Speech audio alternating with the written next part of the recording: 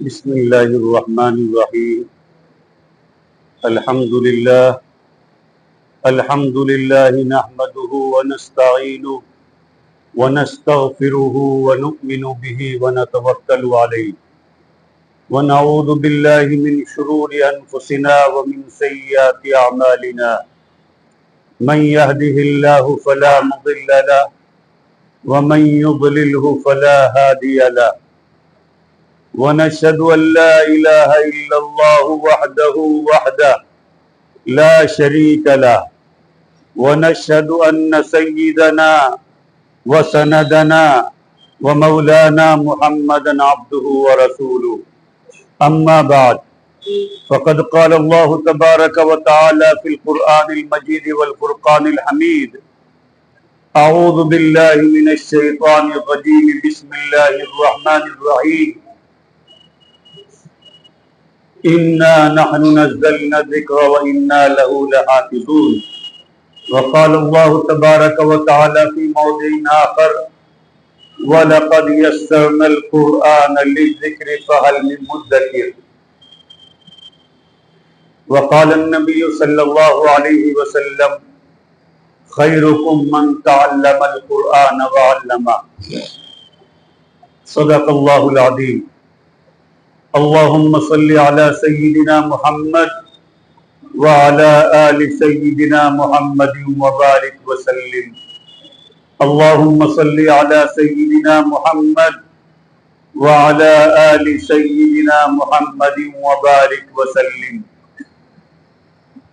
اللهم صل على سيدنا محمد وعلى آل سيدنا محمد وبارك وسلم اتر کر ہرا سے سوئے قوم آیا اتر کر ہرا سے سوئے قوم آیا اور ایک نسخہ کیمیا ساتھ لایا وہ بجلی کا کڑکا تھا یا صوت ہادی وہ بجلی کا کڑکا تھا یا صوت ہادی عرب کی زمین جس نے ساری ہلا دی۔ محترم بزرگوں اور بھائیوں، آج کی یہ مجلس انتہائی بابرکت مجلس ہے۔ یہ مجلس تکمیل حفظ قرآن کی مجلس ہے۔ بڑی سعادت اور بابرکت مجلس ہے۔ اللہ تبارک و تعالی ہمیں بار بار ایسی مجالس میں شرکت کی توفیق عطا فرمائے۔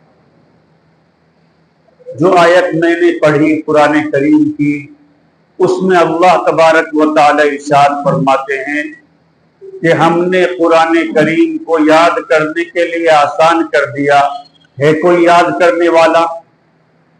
ایک تو اس کا مطلب یہ ہے کہ نصیحت کرنے کے لیے ہم نے قرآن کریم کو نصیحت کے لیے آسان کر دیا۔ ہے کوئی نصیحت حاصل کرنے والا؟ تو قرآن کریم کے اندر اللہ تبارک و تعالیٰ نے پریکٹیکل باتیں سمجھائی ہیں، ایسی باتیں ہیں کہ جو ہر ایک آدمی سمجھ سکتا ہے۔ یہ قرآن کریم کا اعجاز ہے۔ نہیں تو دنیا کے اندر یہ ہوتا ہے کہ جس آدمی کی صلاحیت زیادہ ہوتی ہے، لوگوں کے مقابلے میں اس کی صلاحیت حد سے زیادہ ہوتی ہے، وہ ایکسٹرا آرڈینری ہوتا ہے تو وہ باتیں بھی ویسی کرتا ہے۔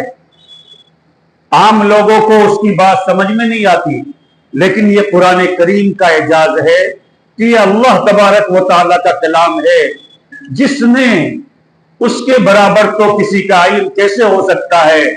دنیا کے اندر جتنے انسان ہیں ان کو جو علم دیا ہے وہ بھی اللہ تبارک و تعالیٰ نے دیا۔ اب اللہ تبارک و تعالیٰ کی علمی مقام کا کوئی کیا اندازہ لگا سکتا ہے؟ لیکن یہ قرآن کریم کا اعجاز ہے کہ قرآن کریم اللہ کا کلام ہونے کے باوجود سمجھنے کے لیے آسان ہے۔ اور دوسرا اس کا مطلب یہ ہے کہ اللہ تبارک و تعالیٰ نے قرآن کریم کو حفظ کرنے کے لیے آسان کر دیا۔ ہے کوئی یاد کرنے والا؟ چنانچہ ہم دیکھتے ہیں کہ اللہ تبارک و تعالی نے قرآن کریم کے حفظ کو اتنا آسان کر دیا کہ اللہ کے فضل و کرم سے پوری دنیا میں ہزاروں لاکھوں نہیں کروڑوں حافظ موجود ہیں،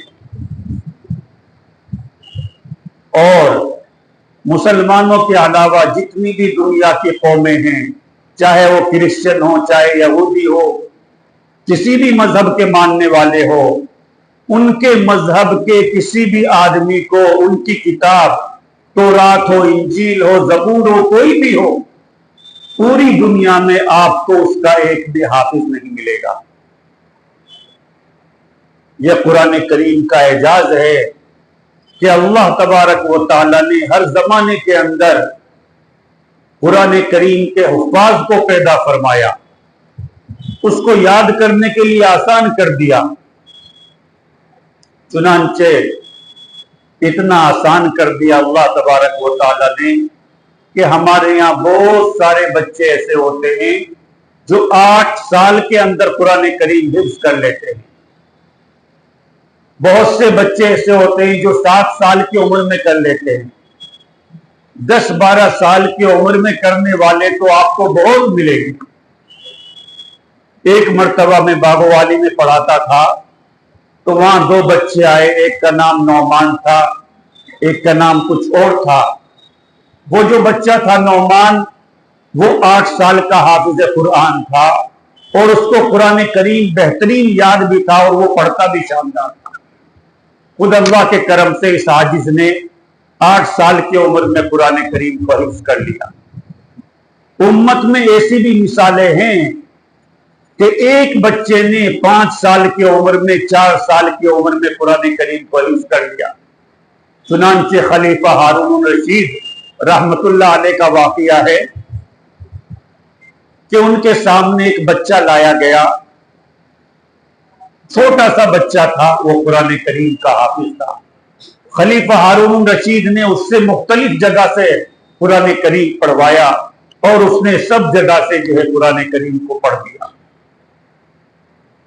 اور جب انعام کا وقت آیا تو بادشاہ نے کہا کہ آپ کیا انعام لیں گے؟ تو اس بچے نے کہا کہ میں تو گڑ کھاؤں گا۔ اس بچے کو یہی پتا تھا کہ کوئی انعام ہوتا ہے، کوئی سویٹس ہوتی ہے، ڈیزرٹ میں کوئی کھایا جاتا ہے تو وہ گڑ ہی ہوتا ہے، لیکن قرآن کریم کا حافظ تھا۔ امت میں ایسی بھی مثالیں ہیں کہ کسی نے 3 دن کے اندر قرآن کریم حفظ کر لیا۔ حضرت امام اعظم امام ابو حنیفہ رحمت اللہ علیہ کے شاگرد رشید حضرت امام محمد رحمت اللہ علیہ، ان کے بارے میں آتا ہے کہ انہوں نے 1 ہفتے کے اندر پورا قرآن کریم حفظ کر لیا۔ میرا کچھ سالوں پہلے گجرات جانا ہوا، وہاں ڈھابیل کے مدرسے میں ایک بچہ عالم بن رہا تھا، شاید دورے میں تھا۔ اس کے بارے میں مدرسے والوں نے بتایا کہ گزشتہ رمضان میں اس بچے نے پورے قرآن کریم کو حفظ کر لیا۔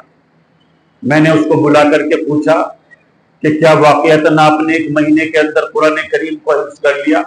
تو واقعتاً اس بچے نے 1 مہینے میں قرآن کریم کو حفظ کر لیا۔ یہ کیسے ہوا؟ یہ اس طرح ہوا کہ اللہ تبارک و تعالی نے قرآن کریم کو یاد کرنے کے لیے آسان کر دیا۔ تو یہ ہمارے لیے بڑی سعادت کی بات ہے کہ ایک بچے نے الحمدللہ ہمارے یہاں حضرت مولانا عبد المجید صاحب قاسمی دامت برکاتہ، ان کے پاس حفظ قرآن کی سعادت مکمل کی ہے۔ اللہ تبارک و تعالی اس بچے کو دنیا اور آخرت کی سعادت نصیب فرمائے۔ آج کل یہ بھی چل گیا ہے کہ بہت سے لوگ یہ کہتے ہیں کہ قرآن کریم حفظ کرنے کا کیا فائدہ ہے؟ کیا فائدہ ہے قرآن کریم کو حفظ کرنے کا؟ پہلے زمانے میں تو یہ تھا کہ بھائی قرآن کریم لکھا ہوا نہیں تھا، کسی زمانے میں یہ نسخے بہت کم تھے۔ آج کل تو ہر مسجدوں میں ہزاروں نسخے ہیں، تو پھر قرآن کریم حفظ کرنے کی ضرورت کیا ہے؟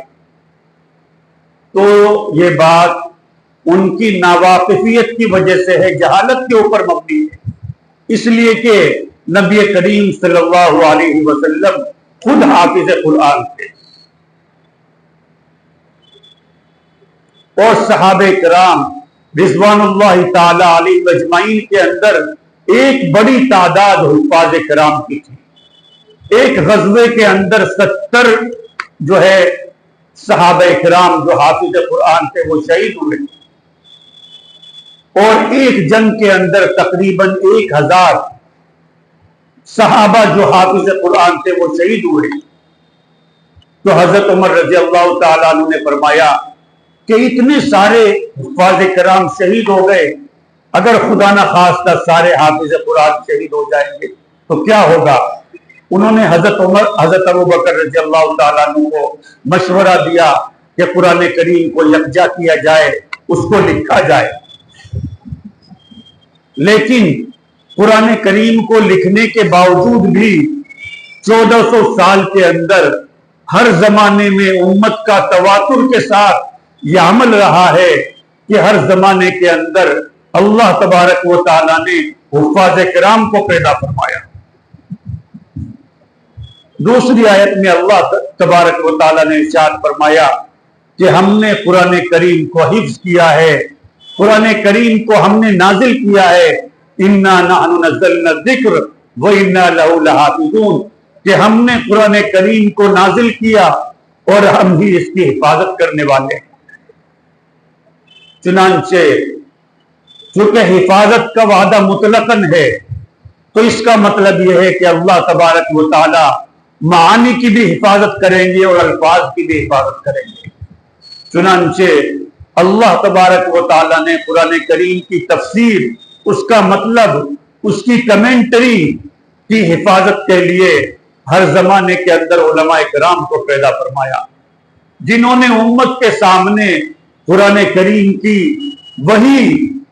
قرآن کریم کا وہی مطلب بیان فرمایا جو نبی کریم صلی اللہ علیہ وسلم نے صحابہ کرام کے سامنے بیان فرمایا تھا، اور صحابہ کرام نے تابعین کے سامنے، اور تابعین نے تبع تابعین کے سامنے، اس طریقے سے یہ سلسلہ امت میں چلتا ہوا رہا۔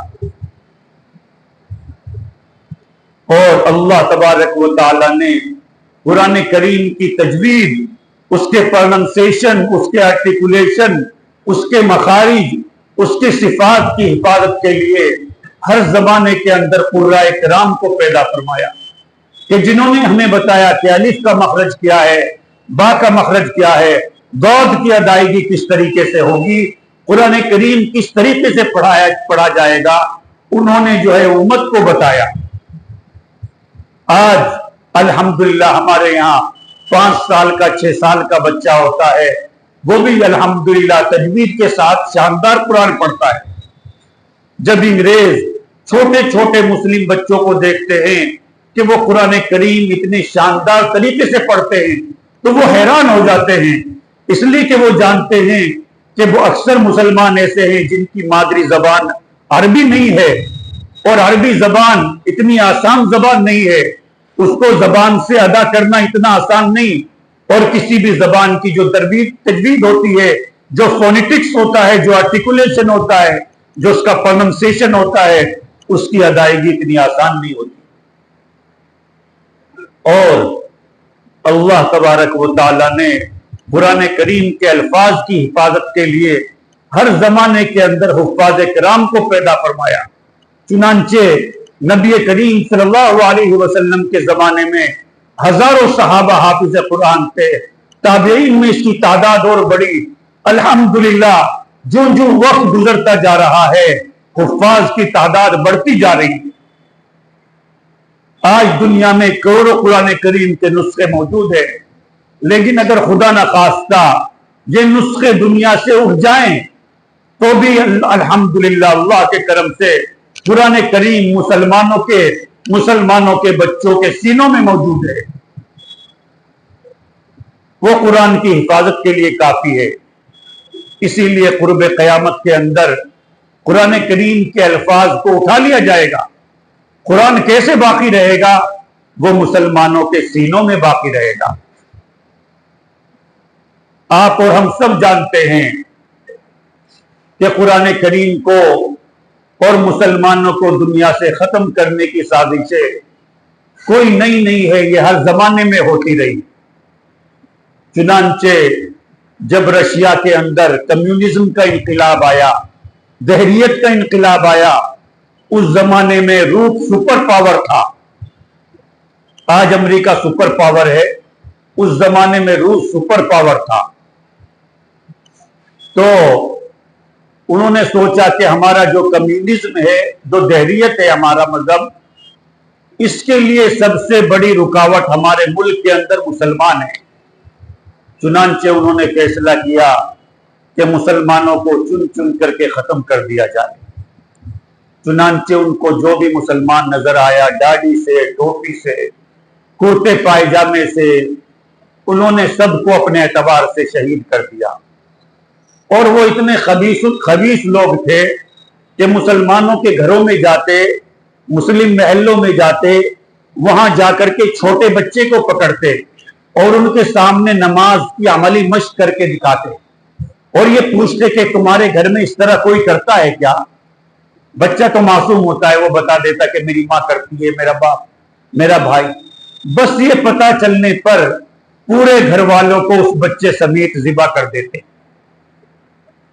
چنانچہ انہوں نے اپنے اعتبار سے رشیا کے اندر سے اسلام کو اور مسلمانوں کو ختم کر دیا۔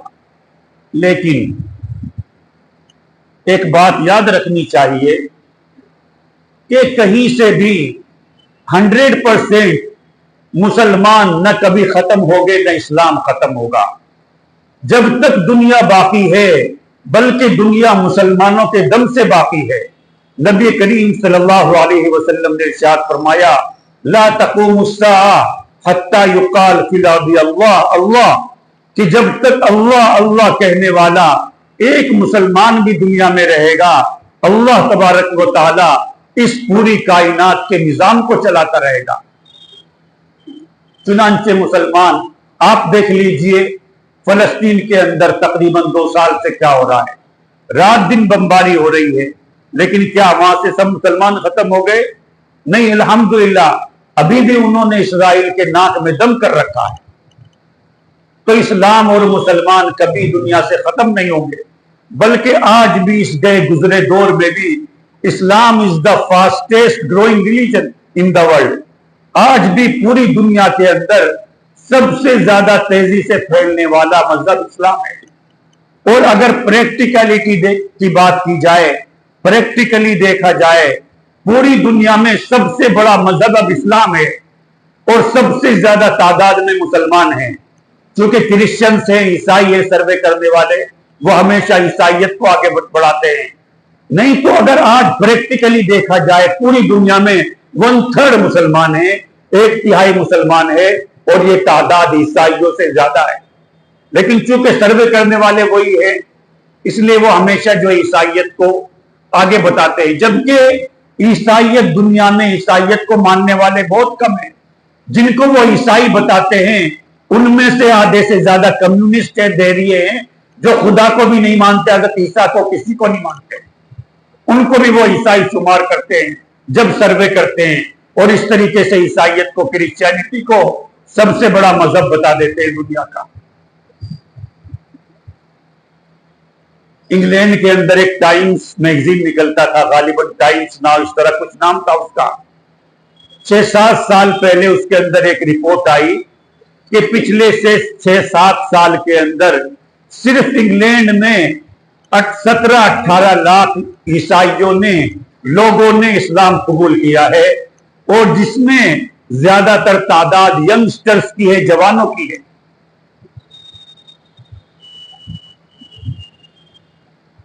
کچھ 1-2 سال پہلے بی بی سی نے ایک ڈاکیومنٹری بنائی، اس میں انہوں نے دکھایا کہ پوری دنیا میں اسلام کیسے پھیل رہا ہے۔ تو اس میں انہوں نے مختلف میدانوں کے اندر جو لوگ مسلمان ہوئے ان کو دکھایا۔ امریکہ کی ایک بچی کو بھی دکھایا جو پہلے ماڈلنگ کرتی تھی، اور آپ جانتے ہیں کہ ماڈلنگ کیسا پروفیشن ہے۔ تو وہ بچی پہلے ماڈلنگ کرتی تھی، پھر اتفاق سے اس نے اسلام کو پڑھا، وہ مسلمان ہو گئی۔ اور جس ضلع کے اندر، جس شہر میں، جس ٹاؤن میں وہ رہتی ہے، اتفاق کی بات یہ ہے کہ امریکہ کے اس قصبے میں کوئی ایک بھی آدمی مسلمان نہیں ہے، لیکن وہ بچی پورے پردے کے ساتھ رہتی ہے اور 100% اسلام کے اوپر عمل کرتی ہے۔ آج اگر وہ بچی اکیلی ہونے کے باوجود، عورت ہونے کے باوجود اسلام کے اوپر 100% عمل کر سکتی ہے، تو بتائیے ہم کیوں نہیں عمل کر سکتے؟ تو میں یہ عرض کر رہا تھا کہ رشیا کے اندر سے، رشیا کے لوگوں نے اسلام کو اپنے اعتبار سے ختم کر دیا، لیکن کل من علیہا فان، دنیا میں ہر ایک کو جو ہے جانا ہے۔ کوئی بھی ملک ہمیشہ سپر پاور نہیں رہتا۔ ایک زمانے میں رشیا سپر پاور تھا، پھر زیرو پاور بن گیا اور اس کے بہت سارے ٹکڑے ہو گئے۔ اس میں سے چھوٹی چھوٹی مسلم ریاستیں بھی وجود میں آئی، قزاقستان وغیرہ۔ تو جو لوگ رشیا کے تھے، جو اتھارٹی میں تھے، ان کو بڑا تعجب ہوا کہ ہم نے تو سب مسلمانوں کو ختم کر دیا، پھر بھی اتنے مسلمان کیسے رہ گئے کہ انہوں نے چھوٹے چھوٹی کئی ریاستیں، کئی چھوٹے چھوٹے ممالک بنا لیے، ایسا کیسے ہو گیا؟ خیر، مسلمان بھی یہ سمجھتے تھے کہ ٹھیک ہے ہم لوگ تو بچ گئے، لیکن شاید ہمارے اندر کوئی حافظ، کوئی عالم نہیں۔ کچھ دنوں کے بعد انہوں نے سوچا کہ ہو سکتا ہے کوئی بچہ پورے ملک میں حافظ قرآن ہو، یا 2-4 بچے مل جائیں۔ تو انہوں نے ایک کمپٹیشن رکھا، ایلوکوشن کمپٹیشن، کہ ہم قرآن کریم کا مسابقہ رکھتے ہیں نیشنل لیول پر، اور ہو سکتا ہے کچھ بچے نکل آئیں۔ تو جو اس پروگرام کی مینجمنٹ تھی، اس کو تعجب ہوا کہ تقریباً 1400 حافظوں کی درخواستیں آئی۔ ان کو تعجب ہوا کہ ایسا کیسے ہو گیا؟ چلیے ہم لوگ کسی طرح جان بچا لی اپنی، لیکن اتنے حافظ بچے کہاں سے آ گئے؟ تو پتا چلا کہ مسلمانوں نے اپنے دین کی، اپنے ایمان کی، اپنے قرآن کی اس طریقے سے حفاظت کی کہ جو مسلمان تھے انہوں نے محلے میں کوئی گھر تلاش کیا جو بہت بڑا گھر تھا، تو اس گھر کو تلاش کیا، ایسا گھر تلاش کیا جس کا تہ خانہ بھی تھا انڈر گراؤنڈ، اور اس کو انہوں نے ساؤنڈ پروف بنایا، اس کے اندر واش روم وغیرہ بنائے، اور ایک حافظ کو 50 بچے، 60 بچے، 70 بچے دے کر کے اس میں بھیج دیا۔ یہی نظام انہوں نے مختلف جگہوں پہ کیا، اور جو اوپر گھر تھا، ڈرائنگ روم تھا، جو بیٹھک ہوتی تھی، اس کے اندر انہوں نے نیکڈ عورتوں کے، ننگی عورتوں کی تصویریں لگا دی، شراب کی بوتلیں رکھ دی۔ چنانچہ رشین سولجرز آتے، سپاہی آتے، وہ کر کے دیکھتے کہ یہاں تو شراب کی بوتلیں رکھی ہوئی ہیں، شراب کے گلاس رکھے ہوئے ہیں، اور ننگی عورتوں کی تصویریں، تو وہ سوچتے کہ ان اسلام سے کیا لینا دینا۔ لیکن اسی گھر کے اندر، اسی تہ خانے میں ایک حافظ قرآن بچوں کو حفظ کرا رہے ہوتے۔ چنانچہ ایسا بھی ہوا کہ ایک حافظ 50 بچوں کو لے کر کے تہ خانے میں گیا۔ جب وہ لے کر کے گیا، ایک بچہ الف باتا نہیں جانتا تھا، اور جب 6 مہینے، 1 سال کے بعد وہ نکلا تو سارے بچے حافظ قرآن بن چکے تھے۔ اسی لیے علامہ اقبال نے فرمایا، بجھ نہیں سکتا کسی آندھی سے قرآن کا چراغ، بجھ نہیں سکتا کسی آندھی سے قرآن کا چراغ، آندھیوں خود آزما لو سامنے میدان ہے۔ ایک جگہ فرماتے ہیں، تیرے ضمیر پہ جب تک نہ ہو نزول کتاب، تیرے ضمیر پہ جب تک نہ ہو نزول کتاب، گرا کشا ہے نہ راضی نہ صاحب کشاف۔ اسی لیے جارج برنارڈ شاہ نے کہا کہ this book will go on exercising through all ages, having the most potent influence۔ کہ قرآن کریم ایسی کتاب ہے جس کے اوپر ہر زمانے میں عمل ہوتا رہے گا۔ قرآن کریم ایسی کتاب ہے کہ جس کو دنیا میں سب سے زیادہ پڑھا گیا، جس کو سب سے زیادہ حفظ کیا گیا، جس کو رو کر کے پڑھا گیا، جس کو پڑھ کر کے رویا گیا، بلکہ ایسا بھی ہوا ہمارے حضرت جی دامت برکاتہم محبوب العلماء والصلحاء والاتقیاء حضرت مولانا پیر فقیر ذوالفقار نقشبندی دامت برکاتہم العالیہ ارشاد فرماتے ہیں کہ ایک مرتبہ ہمارا رشیا کے اندر جانا ہوا، بلکہ ایک جماعت کا جانا ہوا، تو وہاں مسجد میں تھے، تو مسجد سے کچھ لوگ ضد کرنے لگے کہ حضرت ہمارے گھر چلے، تو ہم وہاں چلے گئے، کھانا وانا انہوں نے کھلایا۔ ایک بچہ تھا، اس کو انہوں نے فرمایا کہ بیٹا قرآن کریم پڑھو، قرآن کریم ساتھ میں، تاکہ لو بیٹا قرآن پڑھ کے سناؤ۔ تو وہ بچہ نہیں پڑھ سکا، دوسری جگہ سے کہیں سے نہیں پڑھ سکا۔ پھر اس بچے سے کہا کہ بیٹا یہاں سے پڑھو، یا ایھا الذین آمنوا اتقوا اللہ ولتنظر نفس، کوئی ایک آیت پڑھ کے سنا دی کہ بیٹا پڑھو۔ تو جب اس کے سامنے ایک آیت پڑھی، وہ بچہ پڑھتا جا رہا ہے، رکنے کا نام ہی نہیں لے رہا ہے۔ تو حضرت جی کو تعجب ہوا کہ پہلے دیکھ کر کے بھی نہیں پڑھا جا رہا تھا، اب ایسا کیا ہو گیا کہ بغیر دیکھے پڑھ رہا ہے؟ تو وہاں کے لوگوں نے، رشیائی کے لوگ تھے، انہوں نے کہا کہ حضرت ہمارے یہاں یہ بچہ حافظ قرآن تو ہے، لیکن یہ قرآن کریم کو ناظرہ دیکھ کر کے نہیں پڑھ سکتا۔ کہ کیسے؟ کہ جب رشیا کے لوگ یہاں ظلم کرتے تھے، مسلمانوں کو ختم کرتے تھے، تو جو مسلمان کام کرنے والے ہوتے تھے، حافظ بھی ہوتے تھے، انہوں نے کوئی پیشہ اختیار کر لیا کہ وہ پہچاننے میں نہ آئے۔ کوئی ٹرک چلانے لگا، کوئی سلائی کرنے لگا، کہ تاکہ پہچاننے میں نہ آئے کہ مسلمان ہے۔ اور وہ سلائی کرتے کرتے کچھ بچوں کو رکھ لیتے سلائی کے بہانے، 10 بچے 20 بچے، روزانہ ان کو 5-10 آیتیں 20 آیتیں یاد کرا دیتے۔ قرآن کسی کے پاس نہیں ہوتا۔ اب ایسا کرتے کرتے 2-4 سال میں وہ بچے حافظ قرآن تو بن گئے، لیکن انہوں نے قرآن کریم دیکھا ہی نہیں، دیکھ کر کے نہیں پڑھ سکتے، لیکن حافظ قرآن ہے، یہ قرآن کریم کا اعجاز۔ میرے محترم بھائیوں، قرآن کریم کی کیا تاثیر ہے؟ قرآن کریم کی یہ تاثیر تھی کہ جب نبی کریم صلی اللہ علیہ وسلم قرآن کریم کو پڑھتے تھے تو کفار مکہ، بڑے بڑے کفار مکہ، ابو جہل جیسا آدمی، وہ مسلمان نہیں تھا، لیکن وہ آ کر کے قرآن کریم کو سنا کرتا تھا، رویا کرتا تھا۔ ہمارے حضرت جی دامت برکاتہم العالیہ فرماتے ہیں کہ ایک مرتبہ حضرت کی قاری عبد الباسط رحمت اللہ علیہ، جو پوری دنیا میں وداؤٹ اینی ڈاؤٹ سب سے بڑے قاری گزرے ہیں، ان سے ملاقات ہوئی تو حضرت نے فرمایا کہ آپ قرآن کریم کو پڑھتے ہیں، شاندار پڑھتے ہیں، کیا آپ نے کبھی قرآن کریم کا کوئی اعجاز دیکھا؟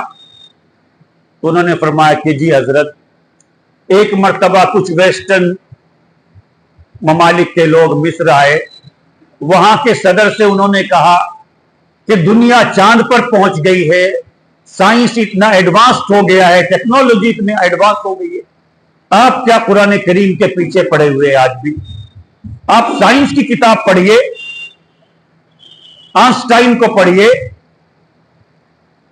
تو وہ لوگ خاموش رہے، ان کے پاس کوئی جواب نہیں تھا۔ اتفاق سے ایک مرتبہ وہ لوگ دوبارہ آئے مصر میں، تو انہوں نے پریزیڈنٹ نے قاری عبد الباسط کو بلایا اور یہ کہا کہ بھائی میٹنگ سے پہلے یہ ہمارے قاری صاحب ہیں، قرآن کریم اچھا پڑھتے، یہ پڑھنا چاہتے، تو انہوں نے کہا کہ جی پڑھوائیے۔ قاری عبد الباسط فرماتے ہیں کہ میں نے سوچا کہ کون سی آیت پڑھوں، پھر میرے ذہن میں آیا کہ سورہ طٰہٰ کی آیتیں پڑھوں، چونکہ سورہ طٰہٰ وہ سورت ہے کہ جو حضرت عمر رضی اللہ تعالیٰ عنہ کے سامنے پڑھی گئی، ان کا دل بھی پسیج گیا، وہ مسلمان ہوئے، وہ خلیفہ ثانی بنے، اور ان کے بارے میں نبی کریم صلی اللہ علیہ وسلم نے فرمایا لو کان بعدی نبی لکان عمر، کہ اگر میرے بعد کوئی نبی ہوتا وہ عمر ہوتے، اتنا بڑا مقام ہے ان کا۔ تو میں نے سورہ طٰہٰ کی آیتیں پڑھی۔ حضرت قاری عبد الباسط رحمت اللہ علیہ فرماتے ہیں کہ جب میں قرآن کریم کا ایک رکوع پڑھ کر کے فارغ ہوا، یا جتنی بھی تو میں نے دیکھا کہ وہ کمیونسٹ لوگ، وہ دہریے لوگ جو کچھ نہیں مانتے تھے، میں نے دیکھا کہ وہ سب زارو قطار رو رہے تھے، آنسوؤں کے ساتھ رو رہے تھے۔ تب پریزیڈنٹ نے کہا کہ یہ قرآن کریم ہے جس کو آپ جانتے بھی نہیں ہیں، لیکن آپ بغیر جانے پڑھا گیا تو آپ کے اوپر اتنا اثر ہوا۔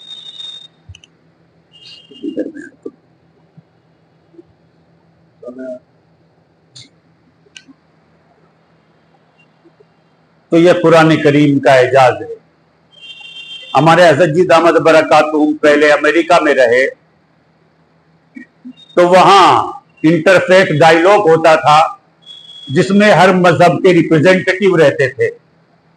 تو کچھ لوگوں نے حضرت سے کہا کہ حضرت وہاں عیسائیت کا بھی ہوتا ہے، یہودی کا بھی ریپرزینٹیٹیو ہوتا ہے، ہر مذہب کے ہوتے ہیں، لیکن اگر ہم وہاں کسی عالم کو بھیجتے ہیں تو وہ لوگ اس کو پھنسا لیتے ہیں کیونکہ اس کو سائنس وغیرہ کی معلومات نہیں ہوتی، اور اگر ہم سائنس جاننے والے کو بھیج دیتے ہیں تو اس کو اسلام کے بارے میں پتہ نہیں ہوتا، اور آپ کو چونکہ قرآن کریم کا علم بھی ہے اور جو ماڈرن سائنسز ہیں ان کے بارے میں بھی آپ کو پتا ہے، تو آپ چلے جائیں۔ تو حضرت نے فرمایا کہ مجھے تو کچھ نہیں آتا جاتا، لیکن آپ لوگ کہتے ہیں تو میں چلا جاتا ہوں۔ حضرت فرماتے ہیں کہ میں وہاں گیا 1-2 مرتبہ، اس کے بعد میں نے کہا کہ بھائی آئندہ جو میٹنگ ہوگی اس میٹنگ کے اندر ہر ایک مذہب کا نمائندہ، پادری، ریپرزینٹیٹیو اپنی مذہب کی اصل کتاب لائے اور اس کا کوئی نہ کوئی حصہ سنائے۔ حضرت فرماتے کہ وہ لوگ نہیں سمجھے، میں چلا گیا اگلی میٹنگ میں قرآن کریم کو لے کر کے۔ تو جو عیسائی تھا اس نے کہا کہ مولانا آپ ہی پڑھیے، آپ ہی نے یہ ٹاپک چھیڑا تھا۔ تو حضرت فرماتے ہیں کہ میں نے سورہ فاتحہ پڑھی اور اس کا مختصراً انگریزی زبان میں مطلب ان کو سمجھا دیا، اس لیے کہ قرآن کریم کے جتنے بھی علوم ہیں اللہ تبارک و تعالیٰ نے وہ سارے علوم مختصراً سورہ فاتحہ کے اندر بیان فرما دیے۔ اس لیے حضرت فرماتے ہیں کہ میں نے سورہ فاتحہ پڑھ کر کے اس کا مختصر ترجمہ کر دیا۔ اس کے بعد یہودی کی باری آئی تو اس نے انگریزی ٹرانسلیشن پڑھنا شروع کیا۔ تو میں نے کہا کہ اوریجنل ورژن کی بات ہوئی تھی کہ ہر ایک آدمی اوریجنل ورژن لائے گا، اصلی کتاب لائے گا، آپ کی کتاب تو انگریزی میں نازل نہیں ہوئی۔ تو وہ خاموش ہو گیا۔ پھر عیسائی نے کہا کہ مولانا میں سچی بات کہتا ہوں، سچی بات یہ ہے کہ مسلمانوں کے علاوہ دنیا کے کسی بھی مذہب کے ماننے والے قوم کے پاس ان کی اوریجنل کتاب نہیں۔ حضرت فرماتے ہیں کہ اس دن دل کو اتنی خوشی ہوئی کہ واقعتاً اللہ تبارک و تعالیٰ نے ہمیں ایسی نعمت، ایسی دولت عطا فرمائی کہ جس کا اعتراف پوری دنیا کے لوگ کرتے ہیں۔ اس لیے میرے محترم بھائیوں، ہمیں اپنا تعلق قرآن کریم سے جوڑنا چاہیے۔ ہمیں قرآن کریم کو پڑھنا چاہیے۔ اگر ہمیں قرآن کریم پڑھنا نہیں آتا تو روزانہ کسی حافظ صاحب کے پاس، کسی عالم صاحب کے پاس، کسی مفتی صاحب کے پاس وقت نکال کر کے جانا چاہیے، آدھا گھنٹہ، 20 منٹ، 40 منٹ، جتنا بھی وقت ہے ہمیں قرآن کریم سیکھنے میں لگانا چاہیے۔ اور اگر کوئی قرآن کریم کو پڑھا ہوا ہے تو اس کو چاہیے کہ روزانہ قرآن کریم کو پڑھے۔ یہ جو ہے مصروف ہونے کی وجہ سے نہیں ہوتا، یہ توجہ سے ہوتا ہے۔ اگر آپ کا تعلق قرآن کریم سے ہے، اللہ سے مضبوط ہے، تو آپ وقت نکال لیں گے۔ دیکھیں کتنا بھی بزی آدمی ہوتا ہے، اگر وہ ہر ایک آدمی اوسطاً 1-2 گھنٹہ موبائل استعمال کرتا ہے، چاہے وہ کتنا بھی بزی ہو، اس سے بھی زیادہ کرتا ہے، تو اگر آدمی 2 گھنٹے 3 گھنٹے موبائل کو استعمال کر سکتا ہے تو کیا وہ آدھا گھنٹہ، پون گھنٹہ قرآن کریم کے لیے نہیں نکال سکتا؟ ہمارے ایک حضرت ہیں، حضرت مولانا بدرالدین اجمل صاحب قاسمی دامت برکاتہ، وہ رکن شورا بھی ہیں دارالعلوم کے۔ پہلے آسام سے وہ 2-3 مرتبہ